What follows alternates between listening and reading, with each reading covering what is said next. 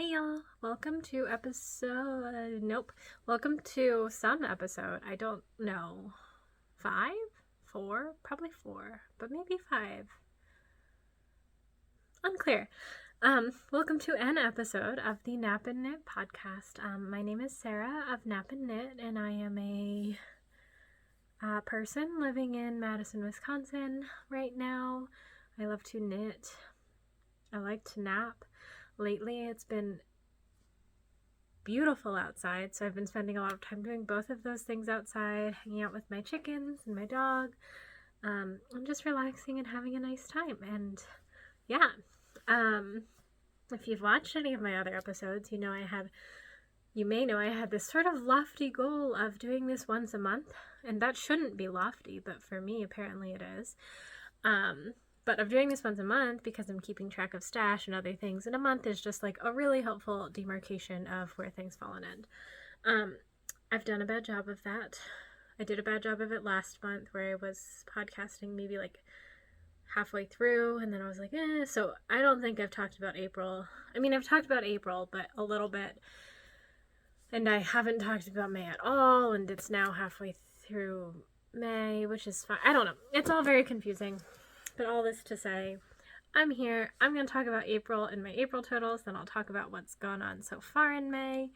And just whatever else is out there. So thank you for joining me. Feel free to grab whatever you want, a drink, a knitting project, both, to spend some time. I'm going to try to keep it not super lengthy because I don't feel like I have a lot to talk about, just generally.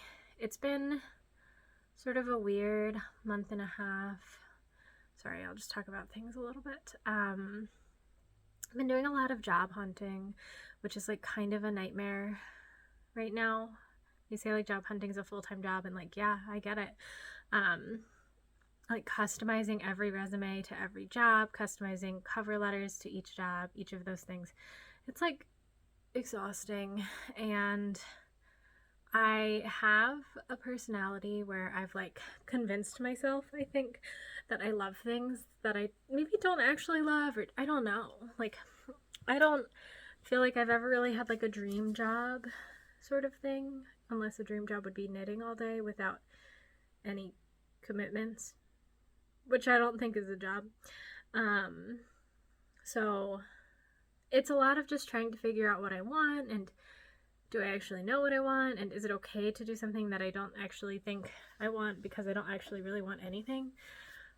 I feel like this is probably a really common thought, but anyways, a lot of my time is being spent job hunting, and interviewing and talking to people, and it's all a little bit exhausting. So I've been trying to enjoy time outside, things like that, spending a lot of time just soaking up the sun and with my dog. Been doing big walks every day now that I don't have I'm not at work, so it's a lot easier to just take an hour and go out with him. And I think he's really been enjoying that. It's actually really funny where if there's a day where we don't manage to take him on sort of a big walk, he gets so much pent up energy that he like just goes crazy at the end of the day, and it's super cute. So I know I've included pictures of him in other videos, but he's a like 110-pound Great Pyrenees mix, so when he goes crazy, it's just like this massive ball of just like chaos energy. He'll run around in the backyard, he's rolling. He has a really good time, and it's really cute, but I think he's become reliant on the daily walks. I'm looking a little disheveled. It's because I am. I'm not wearing contacts, obviously, and I just showered a little bit ago, so my hair is still drying, and I haven't brushed it, and that's just, I don't know. It's fine. I'm drinking. I made myself we did Korean barbecue the other day. So Korean barbecue is basically, if you're unfamiliar, you grill while you eat. So you like have a grill out on the table and you put your meats on it and you cook. We just did something really simple. So we did sorry, I didn't mean to talk about life so much at the beginning. I'll talk about food and what I'm drinking, and then I'll move on to the knitting. Korean barbecue is one of my favorite things, right up with hot pot. I love just like the eating and cooking, getting exactly what you want, exactly when you want it. Perfect. But we had Korean barbecue. We just did pork belly. and then some like oyster mushrooms cut up, and that was really kind of like the focus, along with a bunch of little banchan, which are the side dishes. So we made like a green onion salad and japchae, which is like a glass noodle thing. It's one of my favorite things ever. You put like a lot of mushrooms and other delicious things in it, and very good. Highly recommend. But we had that.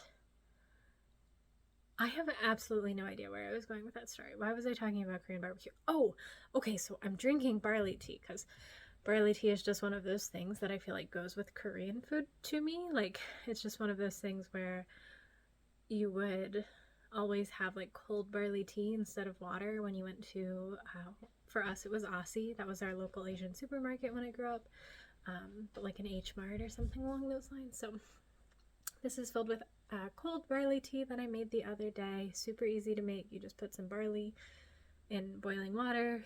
I think we use like 3 tablespoons for 8 cups, something along those lines. But you know, really not going to make a huge difference either way. And then you heat it up, let it boil for 5 minutes, and then let it cool down, and then you're good. So we keep a bunch of it in the fridge. It's one of those things we have in the summer. I'm pretty sure this is going to be facing the wrong way, but I think this says, would you like to have a good time with me? And it's a little cow. So simply, could it be cuter?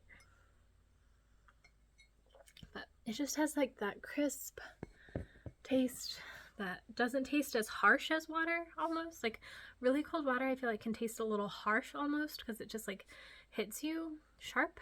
Whereas this has like a lighter, gentler flavor. So huge fan. But I'll go ahead and talk about knitting now. This is one of my finished objects, so I'll talk about it way more later, but it is the Dappled Lace Raglan by James N. Watts. I finished it 2 days ago. I stuck it in some water yesterday and then laid it out in the sun to dry, so no like hardcore lay it out, stretch it out blocking, but I think that's fine. I didn't really do many modifications except 1 extra row on the length from the recommended for the cropped version, so slightly longer than the cropped version. And then sleeves, it recommended doing 2 additional repeats for short sleeves, and I did just 1. I didn't add any special edging, so I just bound off loosely for the cuffs and the hem, and I didn't add anything up top either because I just liked how it looked plain. And I'm gonna just scooch back a little so you can kind of see lengthwise. This is where it falls on me. I'm just wearing like a dress, like a skater dress from H&M, but I think it looks really cute over it and would look cute over like any plain dresses, or even like my thought originally was like a pair of jeans, tank top underneath, that kind of thing. I haven't tried that yet, but big fan. So I might as well talk about it while I'm here. It probably makes sense. This was knit in WoolyKnits linen cotton. So you get it in a 300-gram cone. So this is what it is. This used up 171 grams, so more than half the cone. It is held double throughout, so that's just a thing to be aware of because it is pretty thin. I didn't think about this before I did it, but yeah, it's pretty thin, so it's about a fingering weight. The color here is called Cork Cream, which at first I really didn't like, but knit up, I like it a lot, and I really like it. I don't know, like it presented so green to me on the cone, but once it knit up and washed it, it felt way less green. And maybe it's just like the act of being against other colors, but I think it looks really nice. So I really enjoyed this pattern. The lace was pretty intuitive. There's sort of like this different chart that and there's also written instructions, but you follow for when you're doing the increases that you just really had to pay a lot of attention to. So that was, for me, the hardest part because I'm not a person that likes to pay a lot of attention when I'm knitting. But it was worth it because it does create this really beautiful, like, beautiful lace repeat that I just love. I liked the yarn. It didn't hurt my hands at all, which sometimes just high percentages of linen or cotton do, so you would kind of think that mixed together they would do that, but I'll talk more about different woolly knit thing later that also didn't hurt my hands, and I kind of expected to, so been really pleased with their stuff.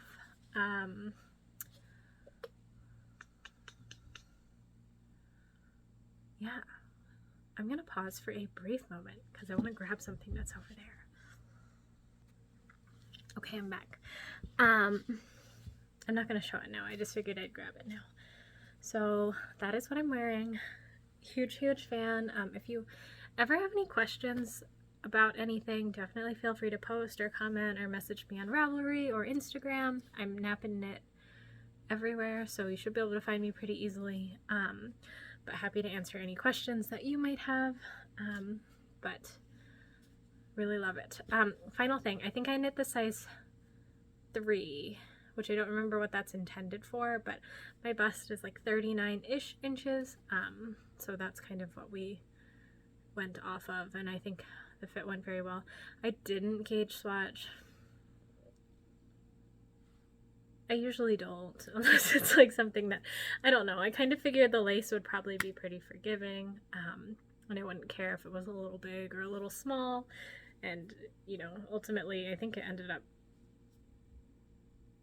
pretty, I'm happy with the fit. I don't know if this is the intended fit. I think it might be a little bigger than intended, but that's kind of how I like to wear things anyway, so works perfectly. Cool. Okay. I'm just sitting amidst chaos. Like, why is that out? With that, let me start to talk about finished objects. And we're going to go back to April because I know I talked about April some in my last podcast, but I think I didn't talk about the entirety of April. So we're going to just talk through it again.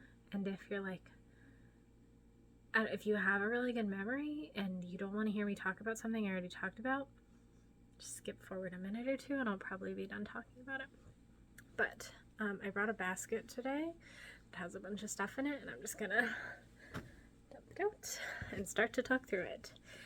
I'm gonna go in order-ish. I have my little book as usual, so I'm just gonna start to talk through that in order, so apologies if I'm looking down. I know I talked about these in the last podcast that I did. As I have talked about before, Sock Madness, sock knitting competition, you knit socks pretty much as fast as you can, and you're on teams and they eliminate people. I got out on the most recent round that happened, but I also looked and I was like, those are cute, but I simply don't have the emotional energy to try to be the one person out of 4 that makes it in, so I'm not going to. And I know that's like a bad attitude, but that's where I was at. So these are around 3, I believe, and these are the socks of Little Brain. They are Pooh Bear inspired, so if I hold them like this, you can kind of get that vibe a little better, although I haven't blocked them, so it's a little iffy. There's the collar, there's a bunch of little bees on a shirt, and here's sort of a honeycomb patterning that works its way down the foot. So this was my first finished object of the month of April. Came in 3 versions. For Sock Madness, I had to make the medium, so that's what I did. These are too big for me, but they fit my husband, who has size 10 men's feet. Size 10 US men's feet perfectly, so that's fine. This is long Jawoll, I believe in the color Goldenrod. And then this is Drops Alpaca in just, I think they're very classic red color. I think it's just called red, but maybe maroon. I figured normally I would not use alpaca on a sock. I've done that once. I learned my lesson. It was one of my first socks I ever knit. But I figured since it's just for this like top part, I don't care. And I didn't like, it felt wrong to do anything but the Pooh Bear vibe for these, so I didn't want to use another sock yarn that I had because I didn't have any reds, and I figured it would be better to work from stash than to buy new yarn. So 66 stitches, normal size sock needle for me, which is the 2.25 millimeter. I knit them over the course of 5 days, so started on 4/3, ended on 4/8. Yeah. I think they're called the Socks of Little Brain, And every single time I do this podcast, I tell myself, I'm going to write down the names of designers. Guess what I did not do? It's fine. I'm sorry. Definitely feel free to take a look at my Ravelry page, but I also know I've talked about these before, so I won't blabber about them too much. I'm going to go ahead and put them back in my basket for the time being. Next is my Halibut sweater. I can't remember if this was 100% done when I did my last podcast or if it was like 99% done, but it's 100% done now, so let me show it. I actually still haven't blocked it. I did weave in my ends, but I haven't blocked it yet just because it's like very hot outside and it's big and bulky, so I haven't had like a good opportunity. I brought my blocking mats outside the other day and I've been blocking, or more washing more than blocking, my summer knits and then laying them outside to dry, so I just haven't had an opportunity to do this one yet. I was watching the Well Love Knits podcast the other day, and she mentioned that her WoolyKnits black bled quite a bit, which makes me nervous. So I'm going to keep a really close eye when I do this to make sure I use cold water and kind of take it out quickly if I'm seeing much bleeding and whatever that might be. So this is the Halibut by Caitlin Hunter. I made the size 4, and it is for my husband, not me, so it's, oh, hair right in my mouth. Way too big on me, but that won't stop me from putting it on to show you. So you can see this yoke is giganto-enormous. But, I mean, like, I could wear it. It would just be a really, really cozy, large sweater. This is like a dream knit. This is something I've wanted to knit for a really long time, and I'm so happy it's done. I think it's beautiful.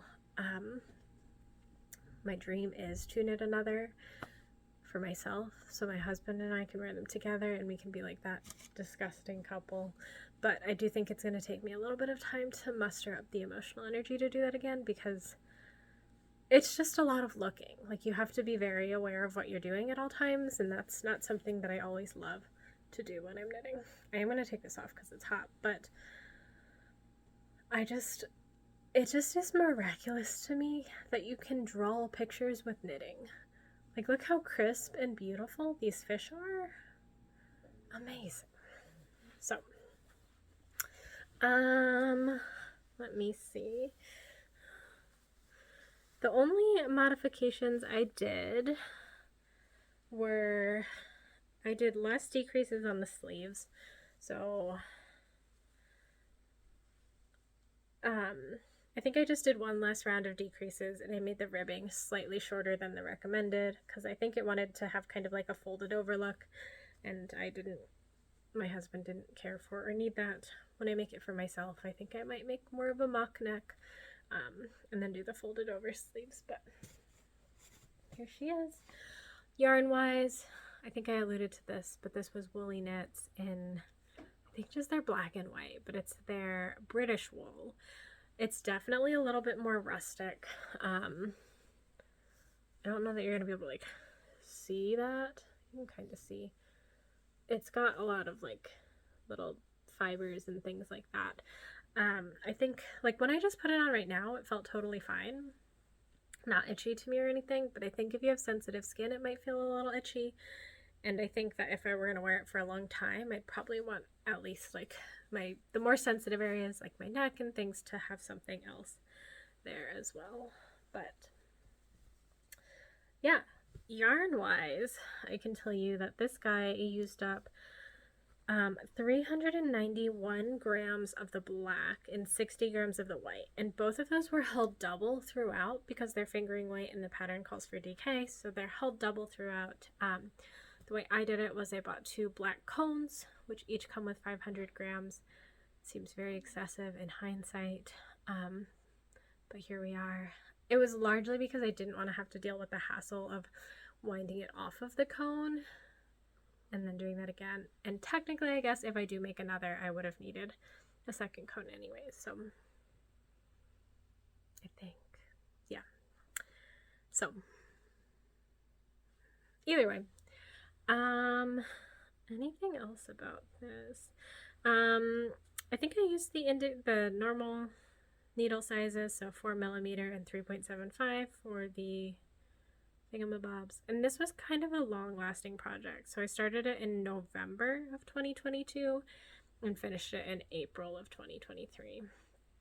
It went much faster once I got past the charts and just kind of like needed to zoom along. And it was one that I brought with me traveling and stuff, but just generally the charts took a long time, mostly because I had to pay attention while doing them. And like I mentioned, I'm like a knit while reading. I like to knit while watching something. So knitting, just sitting down and knitting is something that I don't really do all that often, whether that's good or bad. Next is a Musselburgh. I do have a recollection of putting this on my head, and I'm not going to do it again because my hair is wet, but here's a Musselburgh. This was another finished object, drops alpaca in that same red that I used on the sock. I was just trying to finish it up so I could free my needles. I'm having deja vu. Free my needles for the excavation blanket, which I won't be showing today because I haven't touched it and I don't know where it is. But just a really simple classic hat. Back in April, it was still cold a little bit, so I wore it a couple of times out to walk the dog and stuff. And I liked it a lot. I tend to use a 2.75mm needle, but I am a really loose knitter. So I often have to size down on needles and things. I know a lot of people find a 3 or a 3.25 works a little better with a fingering weight yarn for them on the Musselburgh. Otherwise, their gauge is just way too tiny, and maybe it would require more than one skein of yarn. This used up like a perfect 100 grams, which was great. But overall, very cute, super cozy. I don't find it itchy at all, which sometimes I struggle with hats feeling itchy up here, especially if it's, I said I wasn't going to put it on. Why did I put it on? Especially if it's like a very rustic wool. But huge fan. I do think this could be cute. Like, I love the Musselburgh pattern. I've knit a bunch of them, but I think I'm taking a break from it for the time being, particularly if it's a very plain skein of yarn. I think it would be really good for some of the more fun sock yarns that I have. I think it would be kind of cool to do in like a gradient, like I have a Knitpicks Chroma. But I think just like for a plain skein, I was getting bored when I was doing this because it just like, I wanted something new to be happening, and like, it's just a plain red Musselburgh. That's what it is. So, I think the next one I knit will be with a more interesting skein of yarn, or if it's a more boring skein of yarn, it will be something that's at least like a DK weight, so it feels faster than the 2.75mm fingering weight, because this just felt like it took forever. Realistically, no, it did. I started 12/25, so Christmas, I guess, and then I finished on 4/9/2023. So that was on the needles for quite a long time. Next, I actually have a test knit that I did, but I'm not allowed to talk about it. So, as you know, I do like yarn totals of how much I use. I'm going to include it in those yarn totals because I finished it in April, but I can't show it right now. I will tell you it's a pair of lacy summer socks, and it's really cute. I really like them, but I don't think I can show them until after June 1st. I can show you the yarn, which is maybe interesting, maybe not, but this is the yarn I used. It's a little bit more like a sport, I think, because it's got 370 yards per 100 grams, and it's merino, silk, and cashmere in percentages of 75, 15, and 10. But this is the color Sweet Potato in Swoosh Fiber Arts. Rapture is the base. So there. Just like a look. I mean, it looks like a sweet potato. It's a really well named color.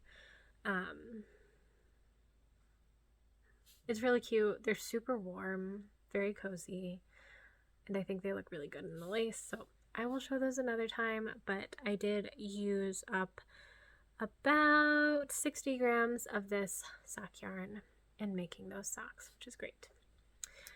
The next thing I'll talk about is a crochet basket. So as mentioned, I brought down a basket, and this is the basket. So it's got the things that I just showed in it right now. This is, I think, literally, if you look up crochet scrap basket on Google, this will be the first one you'll find. The person that knit it did like a really beautiful pattern with, not pattern, like the pattern's lovely, but they used a bunch of different yarn scraps and they just knit them together, which I loved. I did this with, the yarn is like Columbia Minerva Icelandic wool, so it's a 100% Icelandic wool. It's so lumpy. And I held 3 strands together, which they're already like Aran weight, so it was pretty thick. I used, I think, a size H hook, if I remember correctly. And it was really straightforward. I haven't crocheted in years, and I just picked it up and it was really easy to do. My biggest complaint, and it's probably more of a me problem than anything else, is just that it doesn't stand up really well unless there's something in it, so it tends to look a little bit floppy. But I don't know, it makes like a pretty convenient little thing to stick yarn or whatever it might be in. I can hold it like this if I so desire, which makes it pretty easy. And yeah, so like it's suited its purpose, which was that I haven't found any way to use this wool. I tried to make a sweater out of it, but it was way too itchy and it didn't have very much give, so it hurt my hands a lot as well. So I needed something else to do with it, and I had a ton of it because I got it from a yard sale from this lovely lady who I think used it for weaving. I have a few other colors left, but I'm thinking I can just keep making maybe little baskets and use them for something or other, make them like nesting baskets or so on. So yeah, this is, I think it looks cute. Still got a stitch marker in it, but it's just a little lumpier than I would have envisioned. But that pretty much, I mean, that could very much be my fault, because the one that was shown in the pictures looks like it stood up really well and was lovely. So I think it's just maybe like the fabric I made wasn't stiff enough, so my needle, my hook was probably a little bit too big. This bad boy used up almost 550 grams of yarn, so I worked through a lot of my stash of this, which was great. But this is, as I mentioned, a really heavy weight, so it ended up only being like 620 yards or so. Next, I have a project that I don't have with me, but ages ago, squish my cow, I had started a pair of Magic Heel Socks, which is a pattern by, I think, the Autumn Acorn. I did the fingering weight Magic Heel Socks in Knitpicks Felici with Knitpicks Stroll as the toes. This is the stroll that I used, super bright yellow. I don't have it with me because I gave it away as a gift, but the yarn was called Red Rocks, and it was like a pink to red to orange, like very sunsetty, sunrisey? Think sunrise, but without the blues and the pinks. So red, very red and yellow. Red, yellow, orange, kind of pink stripes. It was cute, but I made Magic Heel Socks with those. I think I did like a 60 stitch leg, 60 stitch heel, 60 stitch foot, something along those lines. I don't remember exactly. I did do the medium size, and I gifted those to a friend for her birthday. So I don't have them anymore, but I'll throw a picture up here so you can see what they looked like. Pretty straightforward, easy pattern. I really like them because even if you don't perfectly know like how someone's foot is, they'll fit, you know? So I think they're a really good go-to gift sock, unless you like are able to, for me personally, like I need to be able to measure somebody's foot to feel fully comfortable making them a sock, or like compare it to my own. So for a lot of my friends, like I have size 7 US women's feet, and a lot of my friends have size 7 or slightly larger than size 7, so I can just kind of modify using my own foot, but that is not always the case for a lot of things. Like, to think size 7 to men's size 10, I'm like, I got no benchmark for that. Like, that doesn't mean anything to me, so I think that's a struggle. But yeah, those were the next pair of socks that I finished. I'm in a sock roll, so we're going to talk about another pair of socks again. These are the squaring off socks, which were another pair of Sock Madness socks. These were started on 4/18 and finished on 4/23, so these went real quick. But yeah, they just are a super cute pair of socks. I know this is Hedgehog Fibers, the pink, but I don't remember the color. I'll make sure to have that info in the notes, the box thingy. The black is, I just believe, Heritage Cascade Heritage Sock, and then this tealy color is Teal Torch Knits. I don't remember the color, but again, it'll be in the comments. It's got like little green and pink speckles in it, which are really, really cute. And I've used it for some other projects too. So obviously I made 2 of these. These both started from the cuff, and then you work your way down and do a heel flap. It just looks like a slip stitch heel flap. That pink is so bright. And then all the way down to the toe, which is also sort of like a slip stitch toe. So these both feel really thick and strong.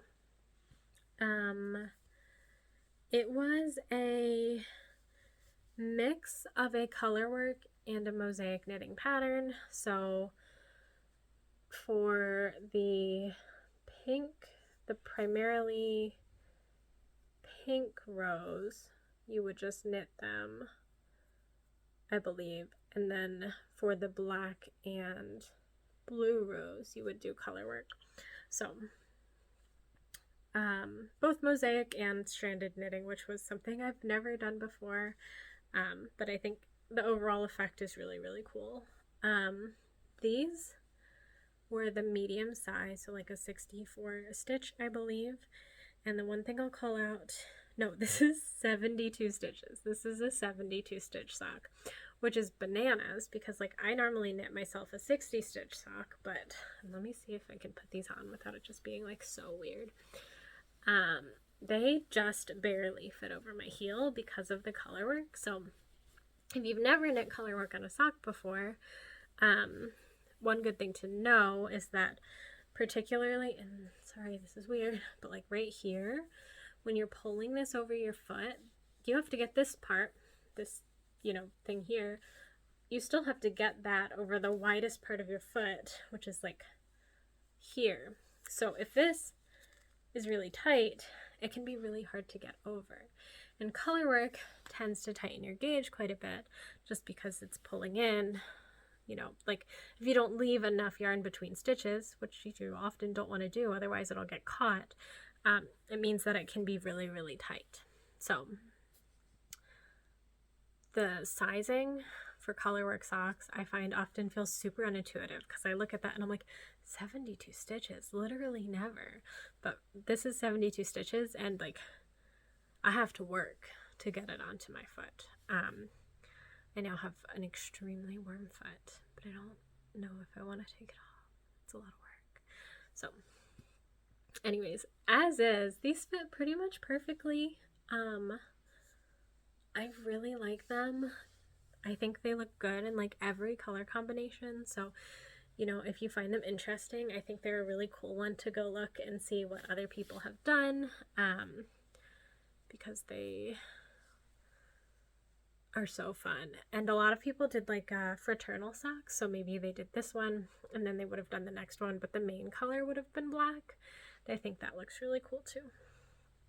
So that was my next finished object, was the squaring off socks for Sock Madness.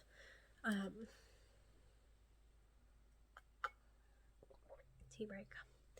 Yeah.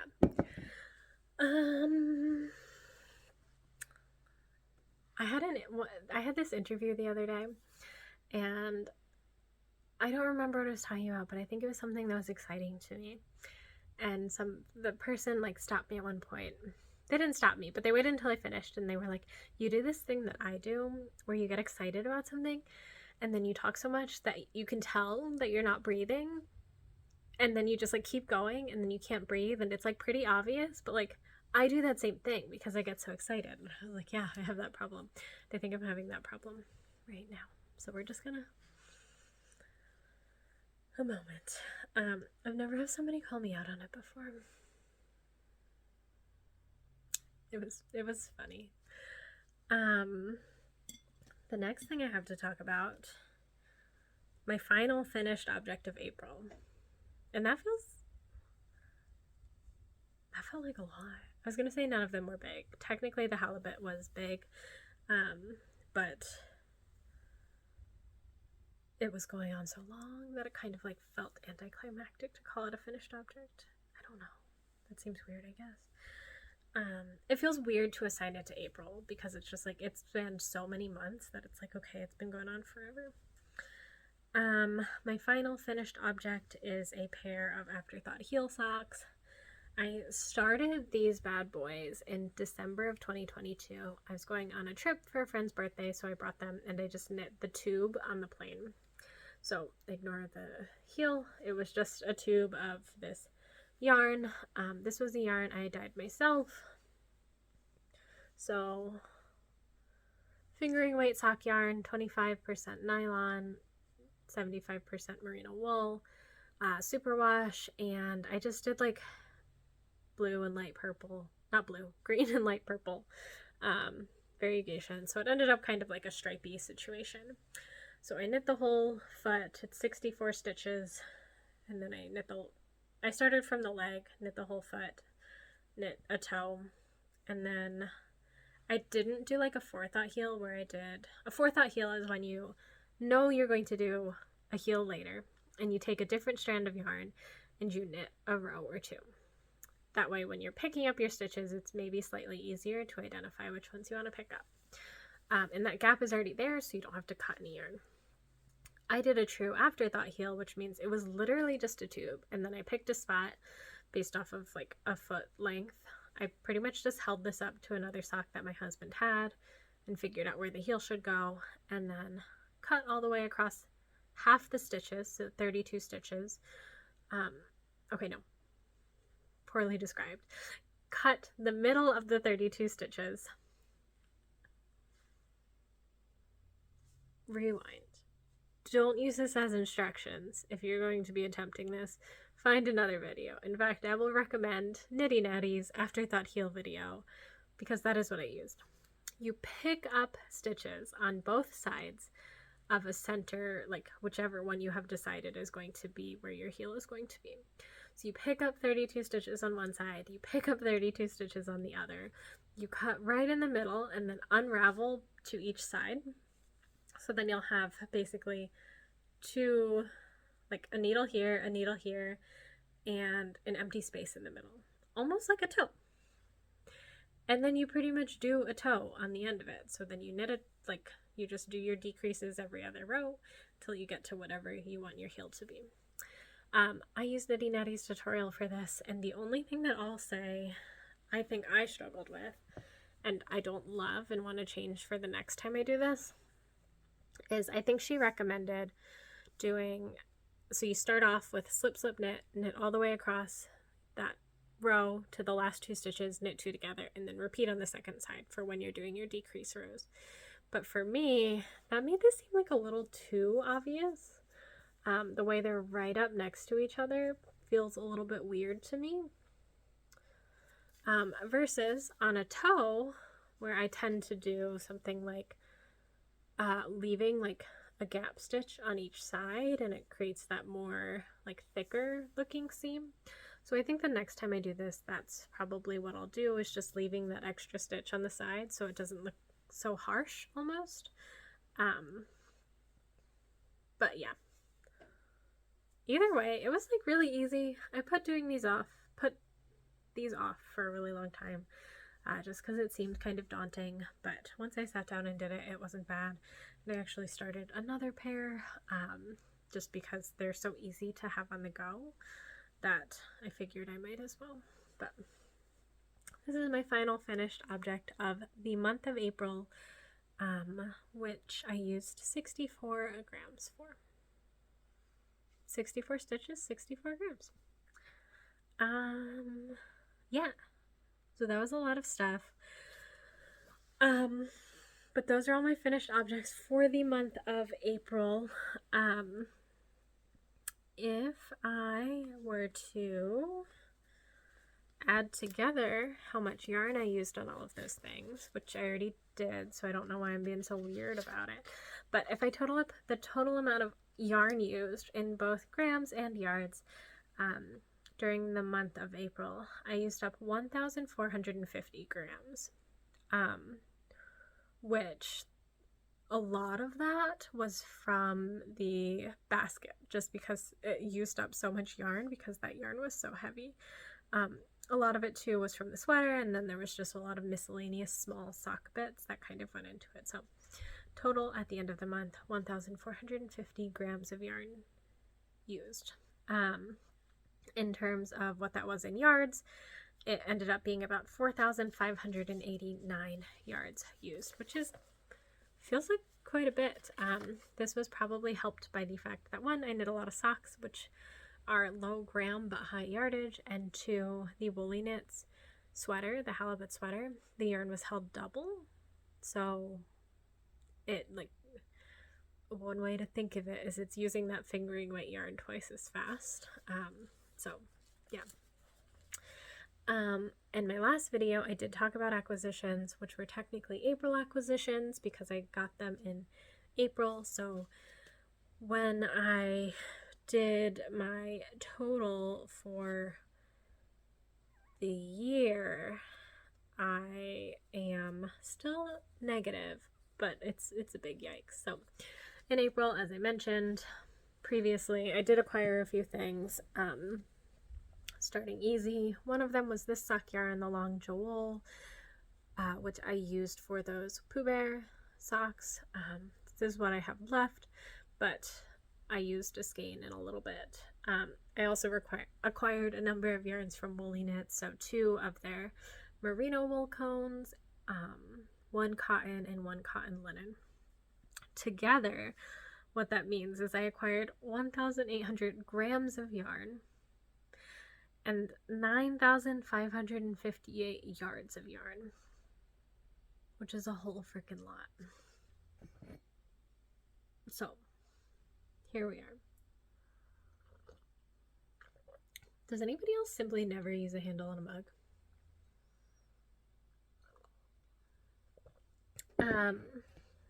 So all that to say, year to date, I did my totals as well to figure out, okay, how much has this set me back? And if we do the entire year, so January to March, and then add the April totals to it, I am still down 2,233 grams of yarn, which is impressive, I feel like. And feels crazy. And I am down 2,022 yards of yarn. That can't be right. One moment. I just did some math, and it says I'm at 2,233. I'm believing that maybe I did math wrong another month, just because like those numbers in terms of grams and yardage don't really match up based off of the type of yarns I tend to knit with, being more like the fingering weight variety. So I don't know. I might go redo that math because that feels wrong. But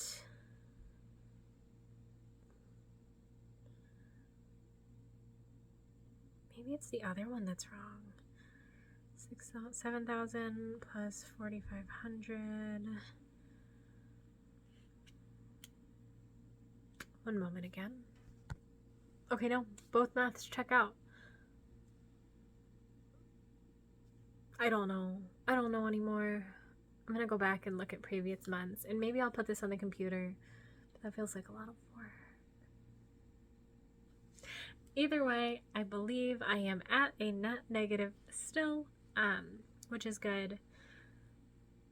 I've done a lot of things, so it makes sense, but I wanted to be more negative than I was because for whatever reason, I kind of want to be like down 10k yards this year. Right now, I'm like a fifth of the way there, so I need to stop buying yarn, I guess. But I'm very tempted to participate and buy some more cotton yarn from the summer code along, but I'm going to try not to. It's pretty cheap even without the discount, so it's not a huge deal. I think if I don't buy it, and probably I should be more responsible given that I'm currently jobless, so we'll see. But with that, we'll move on to whips. I have a few whips from April, but nothing that like begs talking about. I do think there's something. Okay, so one of them I can't show pictures of yet, but I'll talk about it briefly because you can go look up her Instagram and see sort of like the general vibe of the pattern. It's called the Static Tank by Fiction Fiber, so you can go find Fiction Fiber on Instagram. It's a tank top. It uses in her sample 4 different colors. She might have 5, but it's planned for 4. And it kind of like has sort of this halter neck I cord and different textured patterning. I have been working on that, and I've still got a little bit to go because I need to lengthen it more. But I'll show that in a future episode. I just don't think I'm allowed to yet. But she has pictures of it on her Instagram, so you can go see hers. And I don't know any details about like release date or anything like that yet, so go keep an eye. Another thing I'm working on is the Field Day cardigan by Ysolda, and I'm realizing that it is the one thing I did not bring downstairs with me, so I'm gonna go get it in just a minute. Okay, the Field Day cardigan by Ysolda is a cardigan, and I am working on it in the WoolyKnits merino that I bought in April. And as I mentioned, I'm a super loose knitter. I restarted this pattern 3 times because I refused to make a gauge swatch, of course. And the first time it was hilariously big. It was like obscene how large it was. The second time I went down 2 needle sizes, still huge, went down another, and I think I finally got the stitch gauge to be correct, but the row gauge is still a little too big. So I'm thinking about whether or not I need to kind of make modifications, trying to knit to length rather than to number of like row count. But you know, it is what it is. So I started this bad boy 3 different times, but my gauge is now perfect. I'm using the WoolyKnits in Tiara Nep Beige, sorry, the cone's over there, which comes in a 500 gram cone, sorry, Tiara Beige Nep, and I'm holding it double. I love it. It's so soft. Like the British wool I mentioned is a little bit scratchy. This is like, I think next to skin soft for me for sure.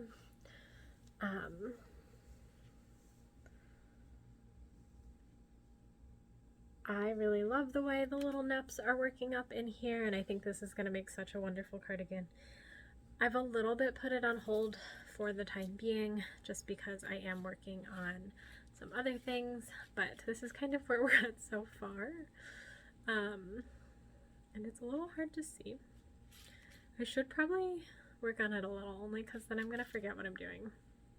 This is the neckband, so you knit it as you go, which I love, because the only other time I made a cardigan, I had to do the band after, and I didn't want to. I hated it. It made me very unhappy. But there's a seam right here. You can kind of see this will be the front, and that will be the back. And we're building the neckband as we go. So overall, I think gonna be super cute. as I mentioned, my needle size is much smaller, so I'm using the 3.5 millimeter, and I have so much to go. So I'll talk about this more as I make more progress, but it might kind of be on hold for a little bit just because of some of the, I've just been hankering to work on summer things because summer, well, spring. So I don't know, it's been nice out, so I've been wanting to work on summery things, but I really do love it a lot. And this makes me, touching it makes me want to work on it some more. I did wind the WoolyKnits off the cone for this, so I just have the balls, so I can work from both of them at the same time. This is a cute little bag that my friend got me from the McKinley Knits on Etsy with my sweet little Taiwan cow keychain.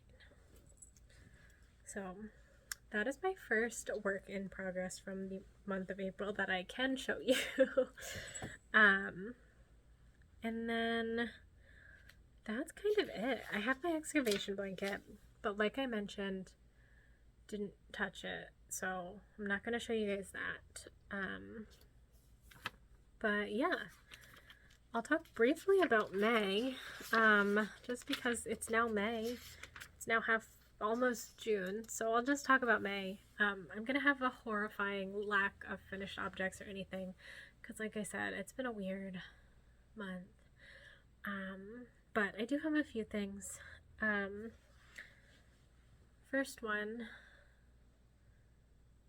this has gotten a little bit chaotic because some of these are finished objects, and I know I just started talking about works in progress, so I guess I should talk about works in progress for May while I'm at it, and maybe save the finished objects for later.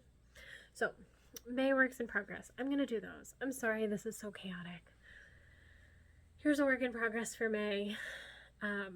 It's another tube sock. The colors look really similar because apparently I tend to dye very similar things. So also a me dyed project, black, a little bit of black, but mostly greens and purples. Again, 64 stitches. I think I'm gonna make the toe soon, but I got distracted and sock madness was still going on, so right now I just have it tied off on a spare piece of yarn still attached. So this is just sort of one of those projects that I'll work on when I feel like it, but not a huge rush or anything like that. So one. Two, I already talked about this a bunch, so I won't really talk about it anymore. Oh my gosh, that's a finished object, not a work in progress. I'm talking about works in progress for May right now. Works in progress. The only other work in progress that I have to talk about is the Tolsta tee, which is the newest pattern released by Rebecca from the Crea Band. I was just really excited for this one because like I love a knit summer top, and two, it was like really cool to see all the like unique things people had done. It did give me a little bit of like decision fatigue because I started it and then, or I like went to start it and then I was like, holy Lord, like what should I do? There's so many options. And I decided that for this one, we're just going to keep it simple. So with that, I didn't follow the pattern exactly, but I am largely keeping it simple. So I'm sticking with just like the stockinette body, no lace, no eyelets, nothing like that. I don't plan to embroider anything on afterwards, but if the desire so strikes me, maybe I'll figure it out. The thing I did change was the collar, so I did a folded over collar with stockinette stitch instead of ribbing. I didn't really follow anything for this. I just knit, so I cast on with a twisted long tail cast on with 8 less stitches than recommended for my size, which is the 3rd size. So I did 8 less stitches, cast on. I knit 8 rows, which is the ones in here, purled a row to create that ridge, knit 8 more rows, and then just knit together. So I basically like knit the stitch that I had on the needles with the inside stitch from the cast on so that it would create that folded over look, and that purl bump sits really nicely at the top. So I did do a folded over neckline. After working a few rows, I was starting to worry that it was gonna like stick up really stupid, but from putting it on, I don't think it does, so that's good. On my first row, I've re-increased those 8 stitches just by picking up and doing a make one left. And I don't really think it's obvious in any way that where those would be. But I'm now following it to pattern. And yeah, my gauge is pretty much, I think, on gauge. I think it's supposed to be 17 stitches per 4 inches, and I'm a little closer to 17.5.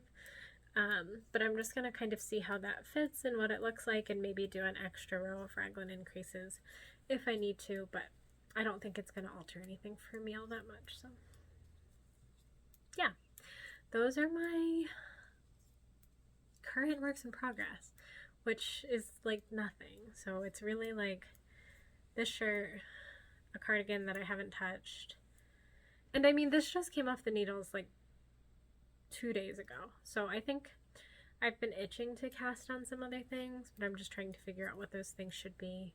I'm traveling a little bit soon, next weekend or this upcoming weekend and next week and mid-June, so it would be good to have some like travel projects, so I'll probably try to figure something out that feels portable and easy and not overwhelming. So, and I mean, like, it might be this, because this will be really easy, but it also feels like this is going really fast, so maybe I'll be done, but maybe that means I just work on another one. I don't know. I've been feeling also like a hankering for a scrappy project, so my thought process has been that I might try to use up some of these random cones that I have that I got from Color Mart. This is just, I mean, they're so obnoxious together. These are all really lightweight yarns, so you can see how thin that is. But kind of using those, holding them together, and making some kind of simple summer top or something. I haven't quite figured that out yet, but that's a noodle on the brain for what I might do. Again though, so the big problem that I have with these boys is, I think this is called a flop, and that's like very aptly named. It is a pain in the butt to get the yarn off of this into this, especially when it's so thin and takes 10,000 years to wind. So I kind of want to be able to knit directly from this, which means it's going to be like an at-home project, because it's just gonna flop all over the place if I try to bring it anywhere and then get tangled and be a miserable mess. So I don't know what that will be. Maybe a lark bagger pattern, something like that. But I feel like some really bright, obnoxious colors knit together could be horrendously ugly in a really fun way. So we'll see. Oh, I've been talking a lot. Yeah, final 2 things I'll talk about will be my finished objects for May. This is one which I've already talked about plenty, so I won't talk about it anymore. I'm sorry for my chaos. I don't mean for it to be like this. I just am in a weird headspace. So, the other one will be these socks. And quick comment here. Y'all might be looking at these and being like, Sarah, those aren't finished objects. You haven't weaved in your ends. And that is where I will disagree with you, because I have worn many an object with ends not woven in. If I can shove these bad boys in there and nobody knows better, I am considering it finished. I'll weave them in eventually. Like, it would take me 5 minutes to sit down and do that, but it's 5 minutes that I'm unwilling to do. So in my mind, this is a finished object, even if it's not actually. But anyways, this is the final finished object. And these were, as you may guess, a Sock Madness sock, because probably never in my life I would knit this sock otherwise. I should have brought blockers because they're difficult to show. These are the most bananas things I've ever knitted, and I've knitted a fair collection of weird socks by this point. You've seen those Pooh Bear socks, but these were crazy. So yarn first, because that's easy. Black was Cascade Heritage Sock, and this other one was Knitpicks Chroma Fingering. I can't remember the color, but it'll be in the thingamabob, or my Ravelry page at the very least.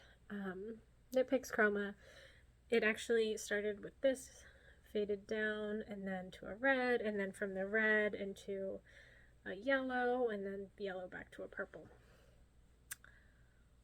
These were bananas. At one point, I had 4 different pairs of needles connected to one sock. I thought I was going to lose my mind. These did qualify me for the next round, but only barely. I don't want to spoil too much for anybody that like wants to go on a crazy adventure and make these, but I will say these do not fit me at all. These would have to be for my long-legged, skinny mutant friend whom I don't have, but they're wild. Basically, think of it as the way that the arrows are going is the way that you're knitting. So you start at the top and knit down to here. Then separately, you start at the toe and knit up with this part. Sorry, I'll show you. This part here, like so, this is in the round right here. But then once you start doing these arrows, flat color work, which is a pain in the butt. Not a fan. And then you have this big old gap right here that you knit, pick up stitches, knit around for the gusset, and then eventually add in your gusset shaping later. I felt like a crazy person knitting these socks. I wanted to give up when I had to join them. I like the effect. Like, I think the color changing is super cool, but I will probably never be knitting them again because they were chaos, and also the fit just didn't work for me. They're way, way, way too long. I think I would have to cut off an entire set of arrows for them to be the right length, and then that would make the gusset really weird. Part of the problem is that they recommended techniques for color work, catching your floats in here. I should have used something like ladder back jacquard. I didn't. I just caught my floats the good old-fashioned way, and as you can see, these have little to no stretch. So while I can fit these on my foot, they're way too big for me. For someone who they would fit lengthwise, they certainly will not fit widthwise because they have no stretch whatsoever. So partially a me problem, for sure. I should have used a better color work technique up here, but 2, they're also just an utterly chaotic sock.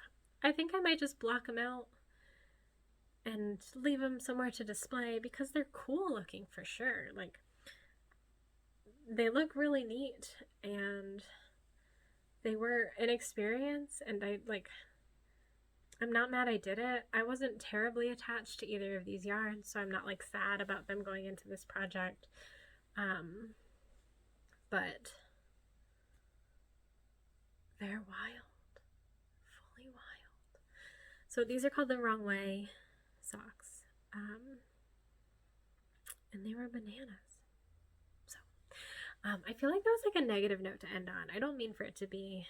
I love sock madness. I love the like new things I get to do, and that is what these were for me. Was just a fully new, interesting experience, and that's fine. Like, many of the sock madness socks, even when they're really fun, I think I'll never knit again because it's just like, for me, most of the time, socks are my mindless bring everywhere project. They're not like my impress everyone with my crazy sock work projects. Sock madness is the rare exception to that, and I like that I get to do it with all these other people and experience that chaos, but I probably won't ever knit these again, even though I loved them. So it is what it is. But yeah, those are my 2 finished objects for May so far. I really don't know that I'll be finishing anything else in May though. I don't know where this month has gone. It's been really quick, I guess, because we're already almost all the way through and I feel like I've done nothing, so I don't know, kind of weird. But I just like looked at myself. I was like, God, Sarah, you look so tired. Oof. Glasses really skew my perception of who I am. Yeah, that's kind of everything on my mind. I'm hoping I can make some good progress on my Tolsta tee, and I'm kind of thinking about what I want to start next. I don't have any socks on the needle right now, so that feels like something that I should get on the needle because I always like to have a pair of socks going. And I've got a lot of sock yarn that I can work through, so definitely something to consider. Thinking maybe this is what I'll use next.